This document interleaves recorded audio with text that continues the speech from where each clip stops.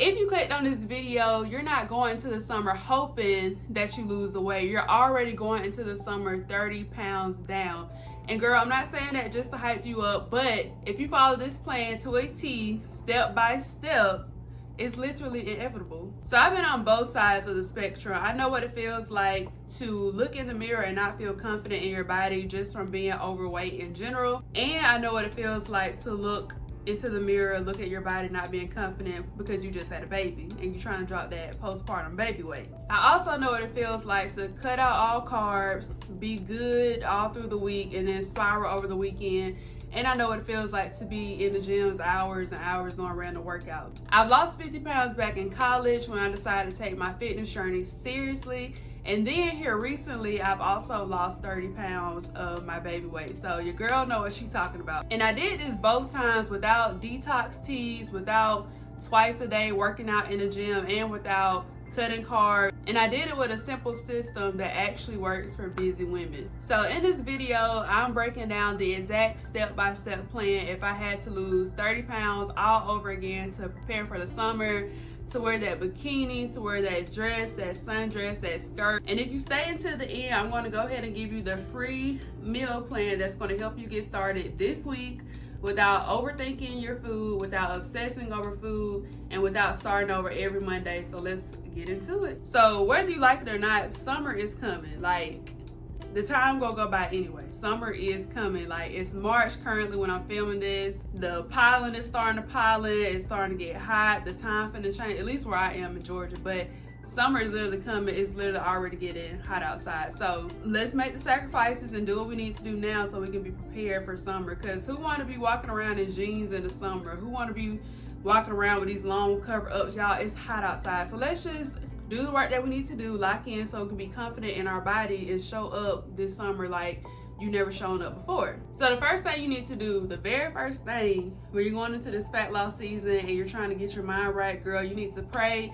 You need to ask God to be a part of your fitness journey because God cares about every single part of your life. We always think it's the big things like the career, the relationships, the money, financial things, hardships. No, God cares about everything. So invite him into your fitness journey because there's a certain Bible verse that says our bodies are a temple, so we have to take care of it. And literally a fitness journey is spiritual because you're starving your flesh. So when you want that ice cream and you're telling yourself no, y'all, you're starving your flesh. When you don't feel like getting up and working out in the morning, you're starving your flesh. So invite God into your fitness journey, ask him to help you. That's step number one.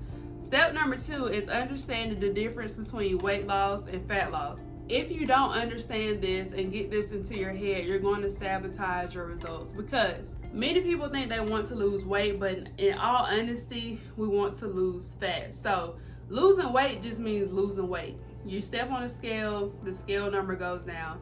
Losing weight can mean fat, muscle, water weight, anything. But when we lose fat compared to just losing weight, losing fat is still losing weight.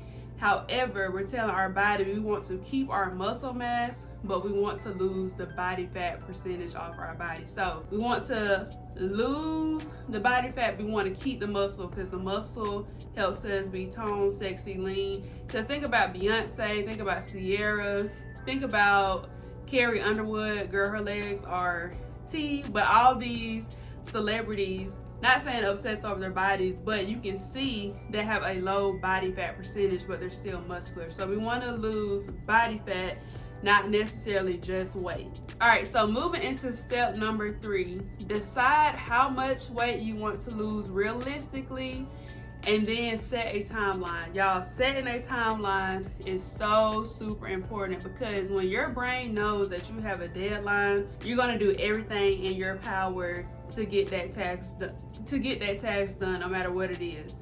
So you have to stop saying I just want to lose the weight, and you need to put a specific number on it, and you need to put a specific date on it. So whether you want to lose 5 pounds, 10 pounds, 20 pounds, in this video 30 pounds, or if you want to lose a significant amount of weight, you need to pick a timeline. So you can do 8 weeks, 12 weeks, 16 weeks. I wouldn't go over 12 to 16 weeks because your body needs a break from the calorie deficit, and we'll get into that. But pick a phase, pick a timeline, and set a number. So for example, summer is technically June 21st, June 20th, something like that. It's currently March right now. So from right now to that amount of time, I have between 12 to 16 weeks to see those results. So I would set and say, hey, I want to lose 30 pounds within this 12-week frame. So sustainable fat loss is anywhere between 0.5 to 2 pounds a week. Anything above 2 pounds a week, your body is just losing it too fast and it won't be sustainable. And 9 times out of 10, you will gain all the weight back. So set a timeline, and in this case, summer is our anchor. So we got about between 12 to 16 weeks to summer. So now that we know our timeline, we can talk and we can crunch some numbers. So step number 4 is to calculate your calorie deficit and emphasize protein and whole foods. I cannot stress how important it is to be in a calorie deficit. If you are specifically trying to lose body fat, weight, whatever, you need to be in a calorie deficit. Intuitive eating, and it's not bad. I'm not here, no shade, no tea. But if you have a specific goal, you need to be tracking. I'm sorry, I didn't make the rules. But if you have a specific weight loss goal, you need to be tracking your food. So in the most simplest terms, without getting too sciencey or whatever, a calorie deficit is when you burn more calories than you consume. So anytime I'm about to go into a fat loss phase, I will go to calculator.net. That's my preference, but you can just go into Google and Google calorie deficit calculator. And so I go into calculator.net, I enter everything like my height, my age, what else? My activity level. And so what it's going to do is going to spit you out based off calculations and everything like that. It's going to spit you out maintenance calories, and then it's going to tell you how many calories you should be eating a day to be in a deficit, and that results in losing the fat. So once the calculator gives you your deficit amount, which tells you how many calories you need to eat in a day to be in a deficit, with every single meal, you need to be prioritizing protein and whole foods. I cannot stress this enough. Protein and whole foods. And when I say protein, don't come for me, but when I say protein, I don't mean protein powders. I don't mean protein shakes. I don't mean like protein cookies, protein bars, because honestly, y'all, it's hyped as protein.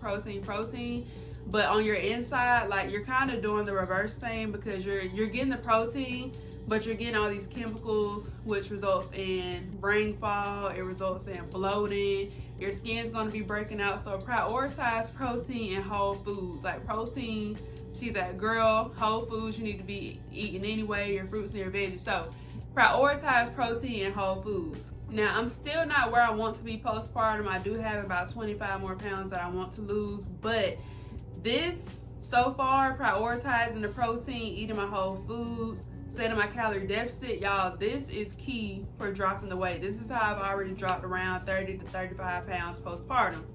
So next, we're moving on to setting up your workout split.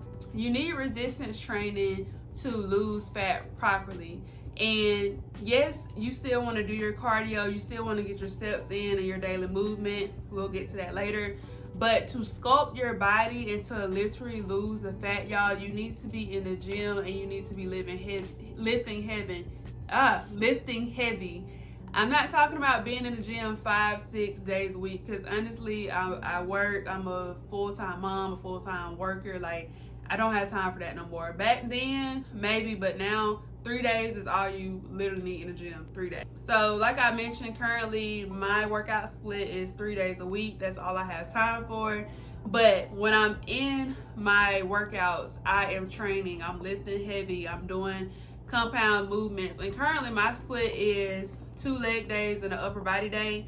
Depending on what you want to achieve, you can do a push-pull leg day, you can do 2 upper body days and a lower day. Lower body, you can do 2 lower body days and an upper day.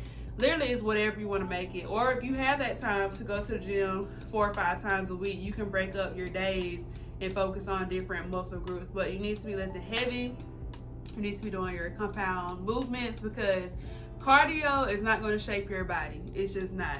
And when I go to the gym, I see the cardio queens on the treadmill, jogging, running, every time I go to the gym. And I'm not shaming cardio. I still do cardio, and getting your steps and your daily movement is important. But if you want to shape your body, you want to be toned, like I mentioned in the beginning, Beyonce, Sierra, Carrie Underwood, even Megan Thee Stallion recently, like, they're lifting weights, y'all. The sculpting your body is in the weightlifting. So if you're finding value in this video, if you're learning something, go ahead and drop in the comments right now how much weight you're trying to lose, and tell me, are you going to be doing an 8-week, a 12-week, a 16-week cut? Go ahead and drop that down in the comments down below. And lastly, to sum this all together, you want to set your daily movement strategy, your daily movement goal, and set a strategy for it. So in addition to being in your calorie deficit and prioritizing protein and whole foods, and also with your weightlifting schedule, set a step goal, because steps are literally the most underrated thing in a fat loss journey. So me personally, I do between 7,500 to 8K steps, not every single day, but I hit that around 5 days on average during the week, because I like to go on walks during my lunch break.